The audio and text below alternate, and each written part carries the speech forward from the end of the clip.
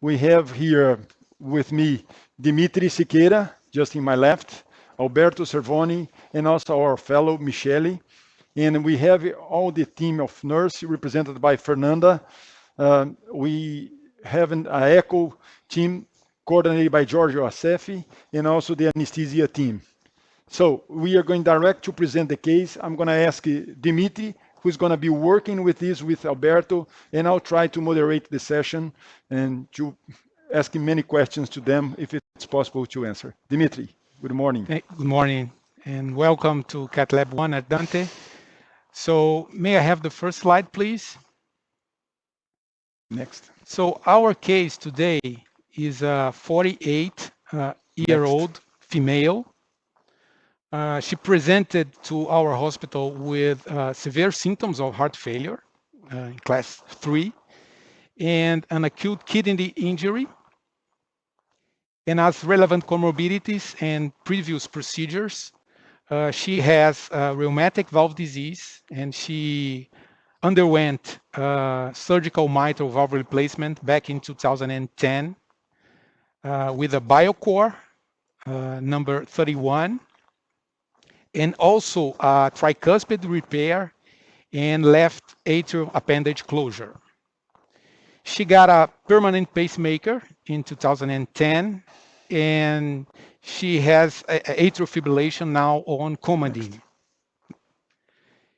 The laboratory test, you can see she has a high BNP. The chest ray, you can see that the heart is very enlarged. Next slide, please. And these are the echo findings by TEE. She has a mitral bioprosthesis dysfunction, a stenotic valve with thickened and calcified leaflets. Next slide, please. Here you can see there's no regurgitation, no paravalvular leak. The mechanisms of dysfunction is stenosis. And the transmitral gradients, you can see 37 per 20 millimeters of mercury. Next slide. The EF is preserved, 61. And she has also a severe tricuspid regurgitation and an elevated pulmonary artery pressure of 120. This is quite suprasystemic. Next slide, please. She underwent coronary angiography. You can see that she has no significant disease. Next. And in summary, female, young patient with mitral bioprosthesis dysfunction, severe tricuspid regurgitation and pulmonary hypertension, acute kidney injury, and on surgical risk assessment, she has a ERA score 2 of 11% and an STS of 7%, which put this lady in a high risk procedure if surgery was considered. This patient was discussed at heart team, and it's important to point out that now we have a study, a randomized study. You can see in the next slide the SURVIVE trial, which is selecting patient for mitral valve-in-valve procedure using Transseptal approach versus reduced surgical mitral valve replacement. This is an ongoing trial, a randomized. Patient will be followed for 1 year. The primary endpoints are death and stroke. This young and very sick lady, she would be fill the criteria to be in this study? Yes. She has no exclusion criteria by clinical and anatomical perspectives. In fact, this patient was not selected for the trial. So she was not randomized? Yeah, because she's acutely ill with renal dysfunction, suprasystemic pulmonary hypertension. But today we have 110 patients already included. Okay. The sample size is 150. So hopefully at the end of the year, So we in get other some words, the results. heart team decide not include this patient. Yeah. Okay. So, and So then in the next slide, you will see the CT evaluation, next please. slide, please. Okay. Could you comment on that, Alberto? Yes, of course. So good morning. For the CT findings, we have the bioprosthesis true ID of 27 and the stent ID of 31. It's compatible with the BioCore 31 that we see for the patient. So to predict the LVOT obstruction, we have the new LVOT area of 192 square millimeters, and the distance from the THV to septum is 5.9. And you simulated 29 millimeter sapien, right? Yeah, this process simulated, it's a 29 sapien. Which is the largest one that we have. Yes. So this patient is at some risk of LVOT obstruction. Okay. That's our main preoccupation when we do a procedure like this. Yes, yes, it's an important evaluation that you should do in patients considered for mitral valve procedure. So what we have done so far? Let me show here if you could maybe before we go on the steps that you already got, maybe Jorge Assef Great. could go do a tour at the images just presented by TE. Okay, great. Good morning, everybody. Good morning, Dr. Ferris, Dr. Servoni, and Dr. Siqueira. If I can show some images of the echo, Yes. is it possible? Could you please show the echo images, please, in the large screen? Minuto só, Jorge. Okay. May we have the echo image in the screen, please? Okay, great. We have. Okay. Go ahead, please. Okay, here we have the 2D transesophageal echo at 4-chamber view. And we have bioprosthetic mitral valve dysfunction due to structural deterioration. We can see the leaflets heavily calcified. In this image here, we have the 3D imaging. We say that this is the surgeon's view or the en-face view. We can easily see the leaflets with restricted mobility. Here, again, at the 0 degree or 4-chamber view, we have a mild central prosthetic regurgitation, and over here, a severe TR. There are a huge smoke, but we was not able to see any thrombi.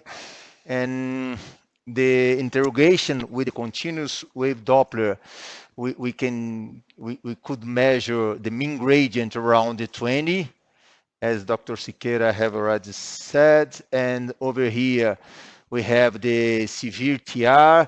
We can see some signals of tricuspid repair. Over here at the center of the valve, we can see the pacemaker wire. And the pulmonary artery systolic pressure was estimated at that moment in 70 millimeters of mercury. Yeah. No gradients across the tricuspid valve. And finally, we can see here the atrial septum. It's thin, no calcification, no lipomatous infiltration, no aneurysm. I believe it's not be a good challenge to cross the septum at the puncture. Okay. So Fausto, let me show what we did so far here. Okay, great. Can you bring the camera now to the right arm and the right leg, please? Yes. Can you close the zoom in the perfect. right? Great. Thank you. So we got radial access for hemodynamics. Okay. And we puncture the femoral vein with ultrasound, and we already placed a perclose. And we just puncture the septum. Let me show you on angio. Okay, great. Now can we have the angio in the screen, please? Great. Thank you. We used to use the projection that the CT showed us.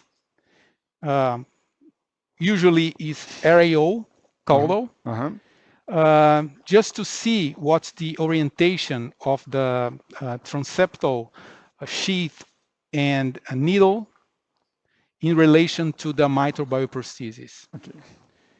Obviously, this is an echo guide step of the procedure. Our aim is to be inferior and posterior, maybe 2.5 to 3 centimeters from the mitral valve plane. So do you think it's different in the punction when you do a valve involved, different from mitral clip or even a valvuloplasty? Mitral valvuloplasty? Yes, totally different. The punction? For a mitral clip procedure, you tend to puncture posterior but superior, maybe 4 or more centimeters to the mitral valve plane. But for mitral valve involved, it seems like what we used to do in the past for mitral valvuloplasty. Okay, great. We aim to be inferior and posterior. That's perfect. So can we show the by the angel and also by echo? Do you have the image by echo, George? Yes, over here. Okay, good. Can we start with the angel and go to the echo, please? Okay. After, please. So this is the projection that we use to puncture. Particularly, we have are here 24 RAO, is that correct? Yes, no. yes, 24 RAO. Okay. And routinely, we are doing the transseptal puncture using diathermy, electrocautery, perfect, just to be precise on the exact point that you want to puncture. One of the most important parts of the procedure. Yeah. Unfortunately, we don't have here in Brazil the radio frequency needle, but we used to use the ViV for puncture. Okay. Now Let me show you. We have the echo and also the angel. Okay. We have again at the transesophageal echo at the left side, we have a bicaval plane, 120 degrees. We can see that the catheter is at the middle between the superior at the right and inferior at the left image over here. So in the right side, we have the orthogonal plane of that around maybe 30, 40 degrees. We have the aorta over here, and you can see that the catheter is not close to the aorta. So at the middle way from the anterior and posterior part of the septum. Great. Dimitri, and how about yours? So Fausto, let's move on. Okay. We just puncture with the SWAT sheath, the SL1, and then we're gonna take out this sheath and place the flexible catheter. We're gonna use the Agilis just to cross the surgical, the old valve, okay? So, and while you're working, I'm gonna ask you, George, can we use like a transthoracic instead of a transesophageal in this patient or not? During the procedure? Yes. I don't think so. Although we can measure the left ventricular outflow tract obstruction in case of obstruction by the transthoracic one, we have to use the transesophageal in order to guide the transseptal punction. We have to use the transesophageal to help crossing the prosthesis in patients with no radiopaque marks and to check the immediate results. Great. Dimitri, what are you doing now? So I'm going to put the Agilis catheter on the left atrium, and then we're going to now deflect. Can we have only the angel, please, in the large screen? We're going to deflect the tip of the catheter. Okay. And just also the tip to be faced to the great. Old valve, the surgical valve. And then we're going to cross the valve. With, we're going to try with the pigtail. Even in stenotic surgical valve, it's not that difficult to cross. But if we fail, we can use, for example, a multipurpose catheter.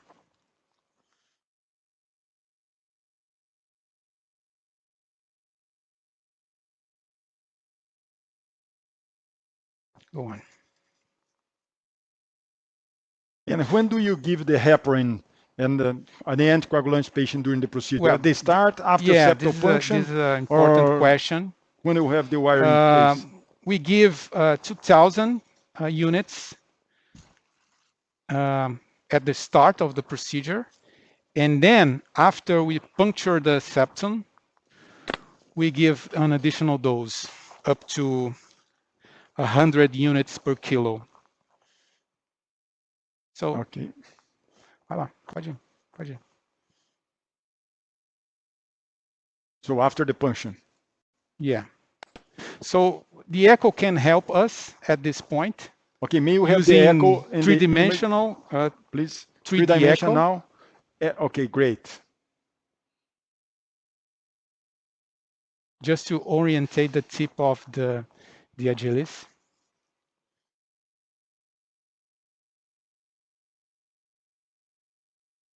So Jorge, do you think I'm in the good position? Yes, but I believe you are going just too posterior to the prosthesis over Try with here. the wire. Can you see? Let's try with the wire. Yes, Okay, great. done. Yes. Simultaneously, we can see by echo and also by angel. Now we are going to keep the wire. Yeah. It's,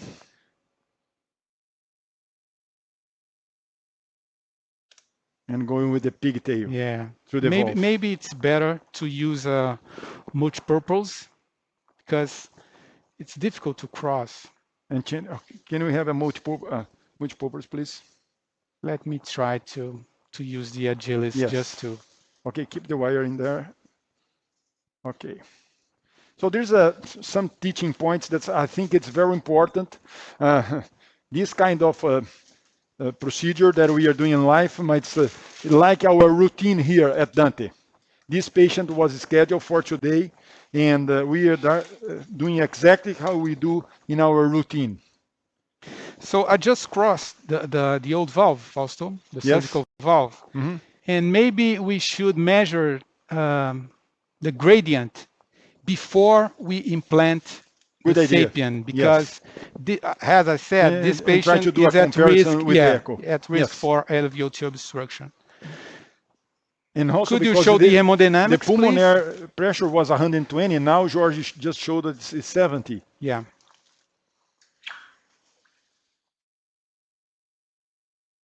Could you show the hemodynamics? Oh, okay, great. So the next step is to place a stiff wire at the left ventricle. We're gonna use the Confida wire. You can also use the Safari. But an important step, an important tip is to do a band, an additional band closing in the wire. Zoom. Okay, great. In the wire, please. We just do a more proximal bend in the opposite direction of the distal curve, just to prevent the wire to prolapse into the left atrium. And we aim it also for coaxiality. And in fact, it's common for us to use this kind of wire during TAVI procedures. And doing this band, a second band, the wire is going to take a position that we used to use during TAVI. Okay, you're going to have a stabilized. So we are familiar using this wire for TAVI procedure, but not so familiar for the mitral procedures. Do you show here? Yes, the second band. It's very clear. Perfect. That's the tips and tricks to do a perfect procedure. It's like when you're as a pilot in the airplane. We have several rules to follow. It's very important to follow them to have a perfect procedure. Just to point out, the valve is severely calcified. Look at the fluoroscopy. Yep. You can see the sealy ring, but you can see also the leaflets. Yes. Very calcified.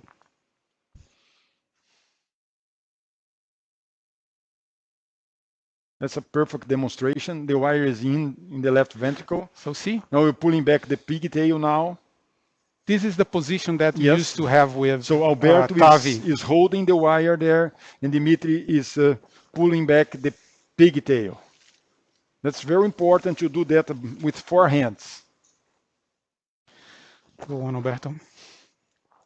And the next step now is to perform a septostomy. So we're gonna use a 14 millimeters balloon,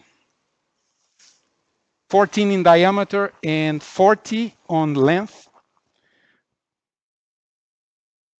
To open the septum and to facilitate crossing of the transcatheter heart valve.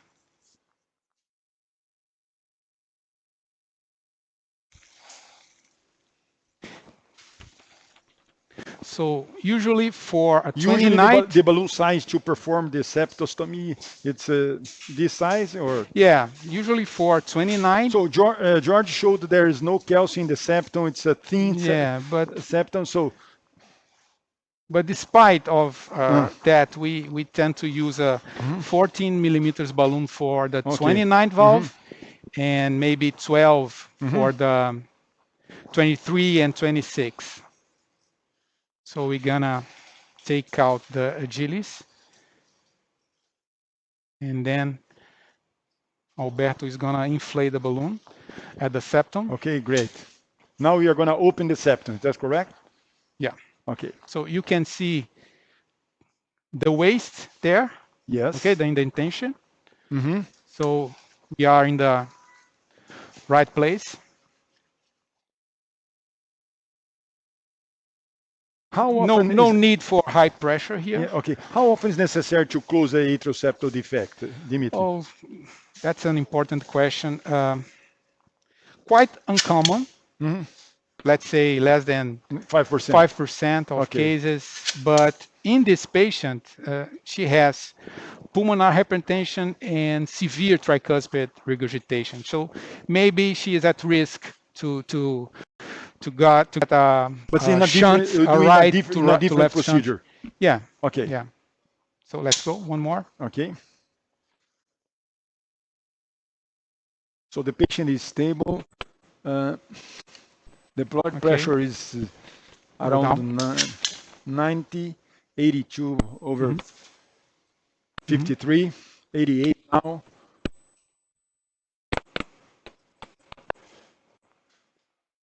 Heart rate is about 74. Great. So we think that there is no need to predilate the surgical bioprosthesis. So that's going to be, it would be my next question. To predilate the valve, you can go direct implantation.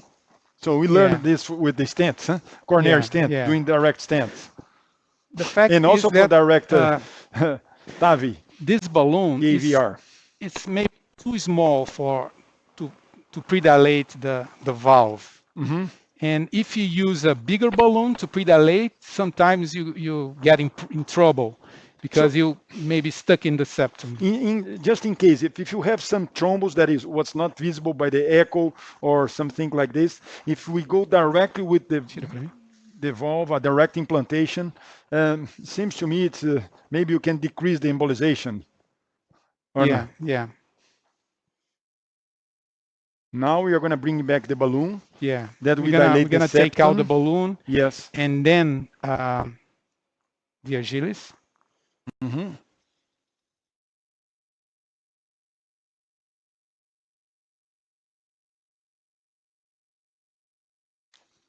Okay. So let me try to reposition this, the wire here.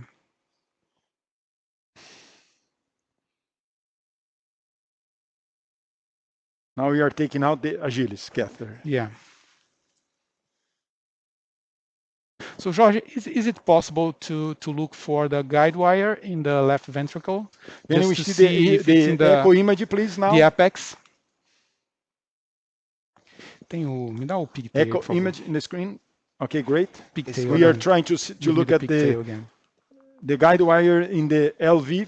Yes, we are trying, but it's not going to be a easy task because we have a lot of shadowing from the calcified leaflets. You can see over here the black shadow, okay? It's very important to get a good position of the wire into the LV. Yeah. So We we're never gonna the use a wire. pigtail again just to try to Mhm. make it better. Here, over here. Okay. You can see. Uh-huh. Você, Alberto?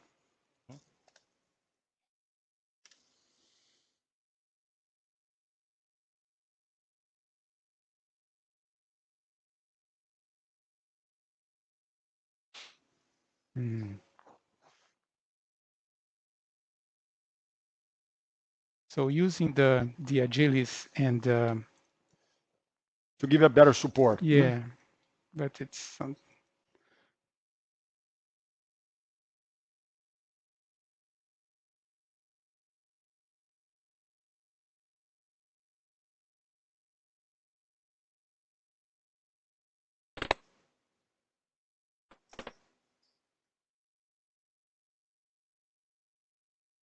Deixa eu guiar.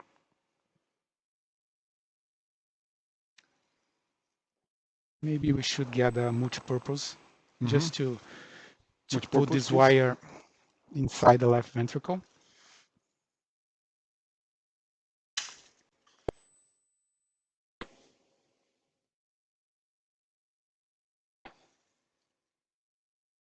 Flecha aqui.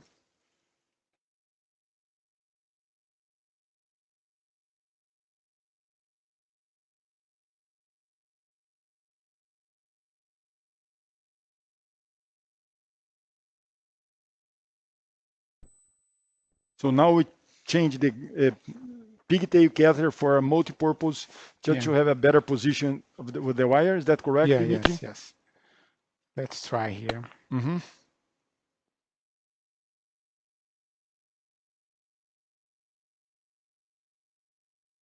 Out here.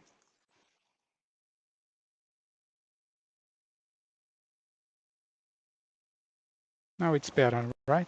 Yes. Let's try to keep this position. Okay. She still has a small ventricle. Yeah, because the small ventricle. That's the primary disease is it's a mitral stenosis. mitral stenosis. So is that correct? she's a small lady with small ventricle. So yeah. Now we are better, definitely. Okay. Now we're gonna remove the Agilis catheter. The Agilis catheter. Now we are taking out the Agilis catheter, keeping the wire. Pay attention to the tip of the wire. 4 hands again. And then we're gonna insert the E-sheath.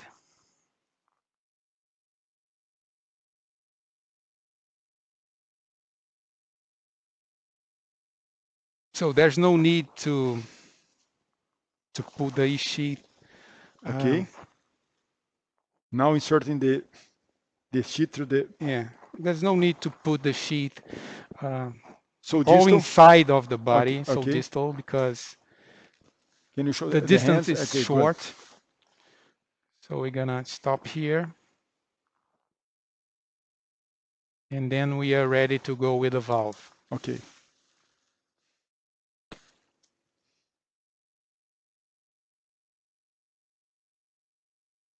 Okay. So valve is ready.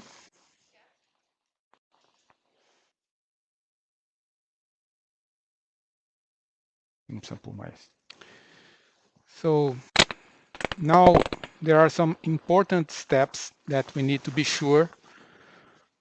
First is to check the orientation, that the Sapien 3 is crimped. So it's different from TAVI. So here you can see the skirt. Can you zoom, proximal. please? No, we don't need the echo now. Now, can you zoom, please? Okay, great.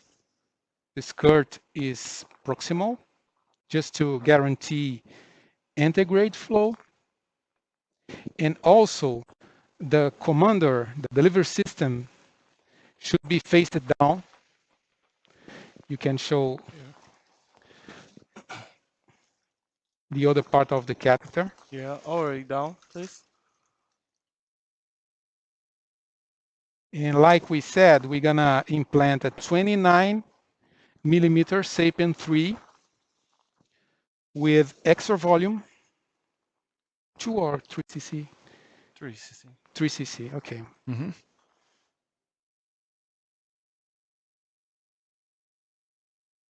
So you got the wire? Mm-hmm. I got. Okay. Delivery system facing down.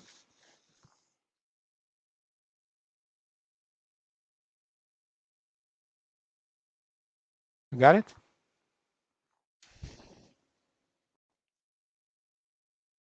Hold the wire.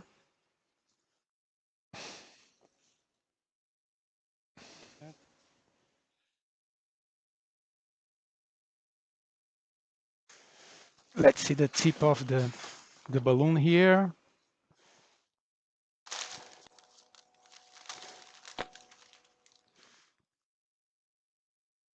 Okay. It's okay. And that's why you shouldn't introduce the E-sheet all along into the body, because you need to retract the system to expose the valve, and then to mount the balloon inside the valve. So go ahead, I got the wire. Pulling. Watch the wire. Watching the wire. Ok. Mostra Mais um pouquinho, puxa mais um pouquinho. Okay. Okay. Perfect. You got the wire? And now we are gonna do fine adjustment. Go ahead. And then we're gonna check pacing. Despite this patient has a permanent pacemaker, we are gonna wire using the stiff wire at the ventricle, because there is always some delay if you use the permanent the permanent pacemaker. Yeah. So let's check the pacemaker.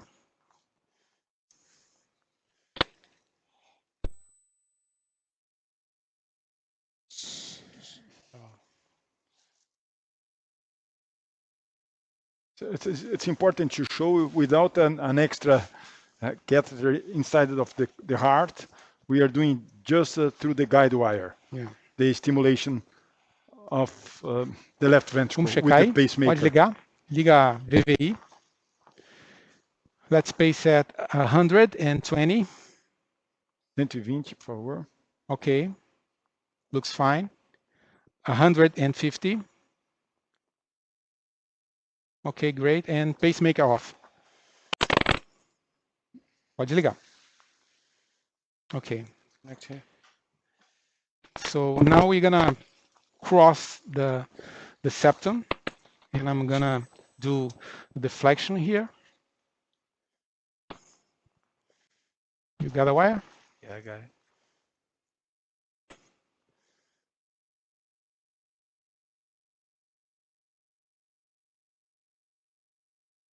Não. Puxa um pouquinho, por guia. Por guia.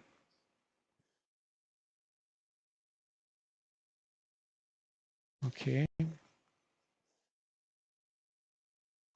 I'm gonna try again. There's some prolapse of the wire. Yeah. When this happen, you just decrease the tension. Yeah, and Yes, decrease the tension. Go back the very coordinated movement.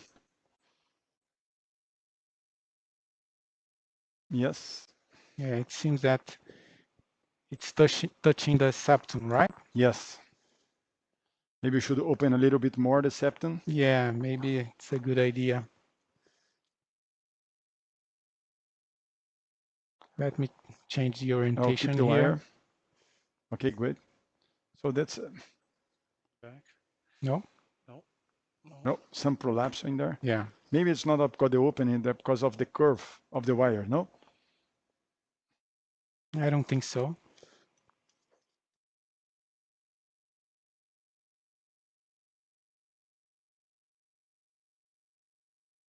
No. Yes, good. Much better now.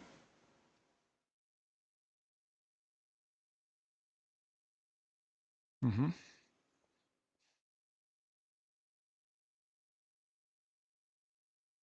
So, Jorge, could you help us?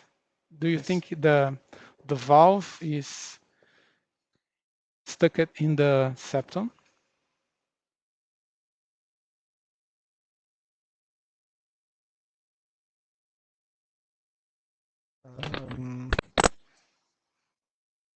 Yes.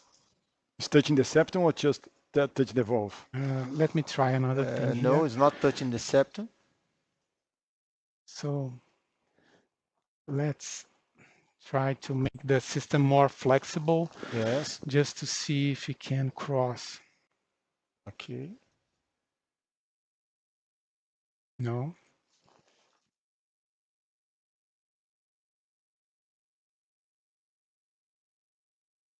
No. So Fausto, maybe we should try to predilate again Yes. the septum, and Yes. if wanted to With move a to larger another, balloon? yeah, to move to another room just Yeah. to Yes, now it's solve this problem. okay. Maybe it's 5 to 12 now. I think we're gonna, what Dimitri is gonna do is dilate the septum again. And can you bring the camera now to us, please? Great. So what we're gonna do is, in while he's dilating the septum, we are gonna move to the lab 4. We are gonna do a coronary case, and while Dimitri is gonna try to open the septum a little bit with a larger balloon, and we are gonna be back here to this lab. Okay? Let's move to lab 4 to Dr. Ricardo Costa. I'm gonna be there and try and moderate that, and we back to Dimitri. Okay? Okay, Fausto. Okay. See you.